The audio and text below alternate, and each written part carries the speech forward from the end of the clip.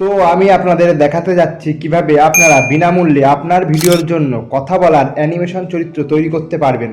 तो चलिए शुरू करते हैं। স্টেপ 1, প্রথমে গুগলে গিয়ে লেক্সিকা আর্ট লিখে সার্চ করে এই ওয়েবসাইটে চলে আসুন। পর এই ওয়েবসাইটের সার্চ বারে এনিমি বয় বলে সার্চ করুন, দেখবেন অনেক অ্যানিমেশন চরিত্র চলে আসবে। আপনারা এখান থেকে আপনাদের পছন্দের চরিত্রটি ডাউনলোড করে নিন।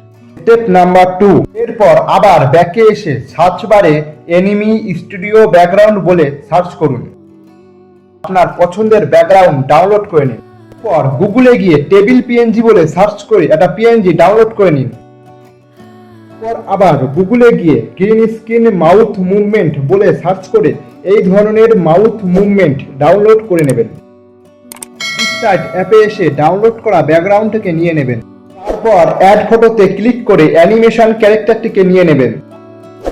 তারপর রিমুভ ব্যাকগ্রাউন্ড অপশানে ক্লিক করে ক্যারেক্টারটির পিছনের ব্যাকগ্রাউন্ডটাকে রিমুভ করে নেবেন। তারপর ক্যারেক্টারটির পজিশন সেট করে নেবেন। তারপর আবার অ্যাড ফটোতে ক্লিক করে টেবিল পিএনজিটি অ্যাড করে ঠিক একইভাবে রিমুভ ব্যাকগ্রাউন্ড অপশানে ক্লিক করে ব্যাকগ্রাউন্ডটাকে রিমুভ করে নেবেন। তারপর টেবিলটিকে ঠিক করে সেট করে নেবেন। তারপর এই রিমুভ অপশানে ক্লিক করে অ্যানিমেশন ক্যারেক্টারটির মুখটি জুম করে নিয়ে অ্যানিমেশন ক্যারেক্টারটির ঠোঁট রিমুভ করে দেবেন।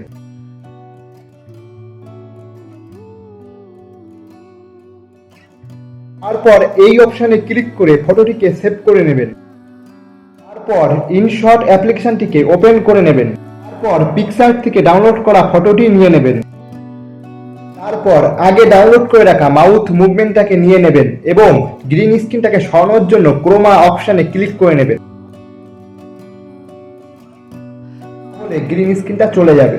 তারপর মাউথটাকে ঠিক করে অ্যাডজাস্ট করে নিতে হবে। দেখুন তৈরি হয়ে গেল আপনার ভিডিওর জন্য কথা বলা ক্যারেক্টার। এখন এটাকে ডাউনলোড করে আপনার ভিডিওতে ব্যবহার করতে পারবেন।